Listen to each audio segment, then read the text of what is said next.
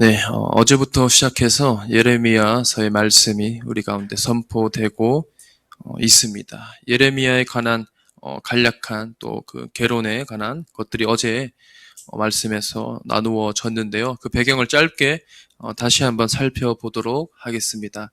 우선 예레미야서는 유다의 멸망 직전에 있었던 그런 어두운 시대를 기록을 하고 있습니다. 선지자 예레미야는 주전 627년에 하나님의 부르심을 받았습니다. 그리고 그분의 말씀을 백성들에게 대언하였었죠. 예루살렘의 함락 직후인 주전 586년까지의 약 400년 동안 40년 동안 하나님의 말씀을 선포했었는데요. 유다 왕국이 하나님을 저버리고 또 여전히 우상 숭배를 행하는 것을 보고 여러분들이 살 길은 하나님께로 돌아가는 것밖에 없습니다. 이렇게 전했었습니다. 그렇게 그는 유다와 예루살렘의 멸망을 예언하였고요. 또 사람들은 그의 말을 듣지 않았고 그를 외면하고 핍박을 했습니다. 그래서 오늘 1장을 보시면은 어제의 말씀에서 보시면은 어린 나이에 이제 부르심을 받아서 자기 민족에게 하나님의 심판에 대해서 말했었던 그런 예레미야를 볼 수가 있는데요. 그래서 1장 이전 1절에서 10절까지를 보시면은 하나님께서 그를 태어나기 전부터 그를 택해서 부르신 것과 또 함께 하실 것에 대한 이렇게 말씀을 하시면서 오늘 본문 말씀으로 이어지고 있습니다. 예레미야를 생각하면 참 어제 들었지만 눈물의 선지자라는 그런 별칭이 있죠. 이 어린 나이에 부르심을 받아서 사람들 앞에 설 것을 생각하면 참 많이 두려웠을 겁니다. 제가 지금 올해로 만으로 나이가 30입니다. 10년 전에 딱 20살이었는데요. 20살 때는 당연히 더 어려웠지만 지금도 여전히 사람들 앞에서 무언가를 얘기해야 할 때 그런 어려움들을 사실 약간의 두려움들도 있습니다. 그래서 이 당시 예레미야가 느꼈을 그 두려움과 중압감을 조금은 이해할 수가 있을 것 같습니다. 그래서 이 어린 나이부터 부르심을 받아서 자기 민족에게 하나님의 심판에 대해서 말했어야 했는데요. 그러한 예레미야에게 하나님께서는 두 가지 환상을 보여주십니다. 첫 번째는 무엇이었죠? 우리 아까 보았는데 살구나무 가지를 보여주셨습니다. 또 두 번째로는 끓는 가마를 보여주셨습니다. 첫 번째로 우선 살펴보도록 하겠습니다. 살구나무 가지, 살구나무라고 되어 있는데 사실 한글 성경에서는 살구나무라고 번역이 되어 있지만 영어 성경을 또 보시면은 아몬드 트리, 아몬드 나무라고 되어 있습니다. 사실 저희 문화에서는 아몬드 나무가 워낙 낯설기도 하고 해서 살구나무로 번역이 되어 있으나 둘은 엄연히 다른 것임을 말씀드립니다. 이 아몬드 나무라고 말씀드리겠습니다. 아몬드 나무의 특징으로는 겨울에 꽃이 핀다는 것입니다. 우리가 보통 꽃의 개화 시기를 생각해 본다면 물론 계절마다 다르지만 보통은 봄이나 여름 따뜻한 계절을 떠올리곤 하죠. 벚꽃, 개나리, 목련, 튤립 등이 이제 봄에 피는 그러한 꽃들이죠. 반대로 이 아몬드 나무는 겨울에 꽃이 핀다는 것이죠. 또한 이 아몬드 나무는 유대인들에게는 중요한 상징물이기도 합니다. 출애굽기를 보시면요, 하나님께서 성막에 장식하는 그 등잔대 메노라라고도 불리죠. 저희가 잘 알고 있는 7개의 그 촛대 모양을 잘 알고 계실 겁니다. 7개의 촛대인 이 등잔대를 아몬드 나무 꽃가지의 형상으로 만들라라고 하나님께서 말씀을 하셨습니다. 하나님께서 아몬드 나무를 참 또 좋아하시는 것 같아요. 또한 저희가 잘 알고 있는 내용이기도 할 텐데요. 아론의 지팡이에서 싹이 나게 하신 그런 사건을 저희가 잘 알고 있을 겁니다. 이 죽은 나무죠, 지팡이는. 여기서 순이 나고 꽃이 피어서 살구 열매가 열렸더라. 이렇게 민수기 17장에서 말하고 있습니다. 여기서도 나온 살구나무, 그 싹이 핀 것이 살구나무 곧 아몬드 나무를 얘기하고 있습니다. 이 아몬드 나무에 또 다시 한 가지 더 말씀드리자면 이것이 상징하는 것이 있습니다. 바로 새 생명과 또 희망, 그리고 부활의 상징으로도 잘 알려져 있다는 것이죠. 그래서 이것을 예레미야의 상황에서 한번 바라보면 어린 나이에 부르심을 받아서 사람들 앞에서 그 나서야 하는, 또한 듣기 싫은 말들이죠. 사실 이런 것들을 전해야 하는 건데, 이 두려운 마음에 사로잡힌 예레미야에게 생명의 하나님께서 함께 하신다는 것을 나타내기도 합니다. 이것을 우리에게 또 적용해 보았을 때는, 우리에게 보여주는 것은요, 이 다가올 종말의 또 시대와 폐역해가는 시대에서 우리의 시선이 향해야 하는 것은 영원한 생명이신 부활하신 예수님밖에 없다는 것입니다. 이 아몬드 나무는 히브리어로 샤케드라고 이렇게 발음을 한답니다. 샤케드. 12절에서 보시면은 하나님께서 내가 내 말을 지켜 그대로 이루려 함이라 하시니라, 이렇게 말씀하십니다. 예레미야에게 무엇을 보았느냐? 그래서 예레미야가 살구나무 가지를 보았습니다 라고 한 다음에 하나님께서 그래, 내가 내 말을 지켜서 그대로 이루려고 한다라고 말씀하신 것을 볼 수가 있습니다. 방금 제가 살구나무, 이 아몬드 나무를 샤케드라고 히브리어로 말한다고 했는데요. 반대로 12절에 나온 지켜 그대로 이루려 에서 지키다, 지켜라는 말은 쇼케드라는 히브리어입니다. 샤케드, 쇼케드. 되게 비슷한 단어죠.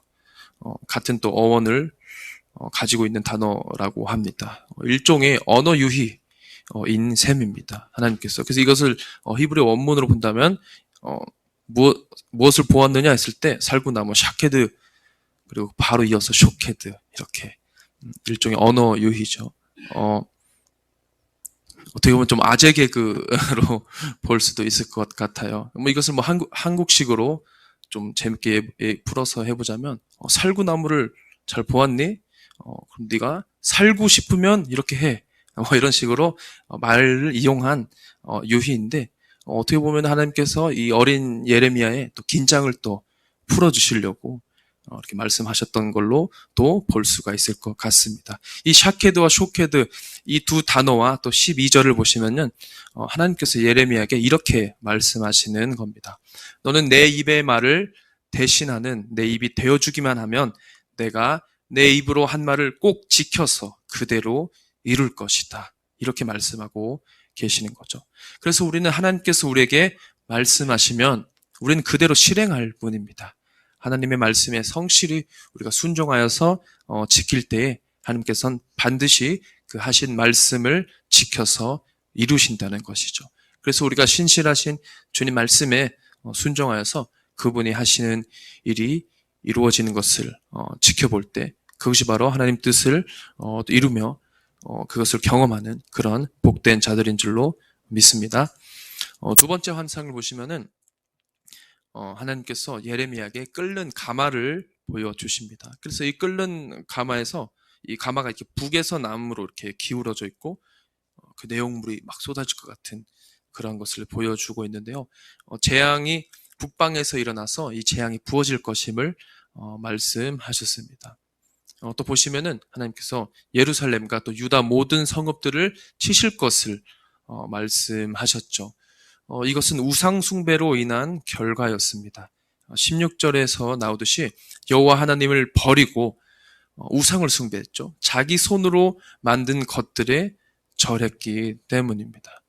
사람들은 이렇게 이러한 어리석은 선택들을 합니다. 자기가 만든 신을 믿죠. 자기가 손으로 만든 것에 대해 절을 하기도 하고요. 오늘날의 사람들도 마찬가지입니다. 사람들은 하나님을 섬기지 않고요, 자신이 만든 신들, 우상에 절합니다. 또한 실질적인 이러한 석상이나 어떤 숭상을 절하는 것이 아니더라도 자신들이 만든 돈, 사상과 이념 등 그러한 것들을 섬기고 있는 모습들을 보기도 합니다. 우리들은 어떻습니까? 우리는 과연 하나님 한 분만을 사랑하고 또 섬기고 있습니까? 아니면 또 다른 우상을 하나님과 겸하여 섬기고 있는지는 아는지 한번 돌아보아야 할 것입니다. 만약 우리가 그러지 못하고 있고 다른 것을 겸하여서, 우상과 하나님을 겸하여서 섬기고 있다면은 우리가 즉각 회개하고 돌이켜야 하는 것입니다. 결과적으로는 이 끓는 가마의 재앙은 결국 유다와 예루살렘을 멸망시켰습니다. 우리가 아는 이 세상 또한, 우리가 사는 이 세상 또한 끝을 맞이하게 되어 있습니다. 언젠가는 끝이 오기 마련이죠. 그래서 이 소망을 잃어가는, 또 믿음을 지키기 힘겨운 때에 우리는 사실 살아가고 있습니다. 우리가 막 그리스도인으로서 살려고 부활하신 예수님을 주님으로 믿고 모시고 살아가는 것이 세상 사람들 눈에는 바보 같다고 여겨지기도 하고요. 또 거부되어지고 왜 저렇게 사냐 손가락질 받기도 하고요. 그러한 이 작금의 현실이 굉장히 안타까워 보입니다. 그런데 우리가 오늘 말씀을 통해 보아야 할 것은 예레미야에게 또 첫 번째 환상인 살구나무, 이 아몬드 나무 가지를 보여주셨습니다. 아몬드 나무 가지를 보여주셨듯이 하나님께서는 우리에게 부활하신 예수 그리스도를 보여주십니다. 그래서 우리가 세상에 나아가서 그리스도인으로서 또 믿음을 지키며 주변의 시선과 편견과 차별이 있습니다. 그럼에도 불구하고 우리가 두려워하지 않고 우리가 살 수 있는 것은 우리 주님이 우리와 함께 하시기 때문입니다. 그래서 이 혹독한 추위에 꽃을 피는 아몬드 나무처럼 이 혹독한 세상 가운데서도 부활이며 또 생명이신 우리 주님 예수님이 우리 소망 되시기 때문입니다.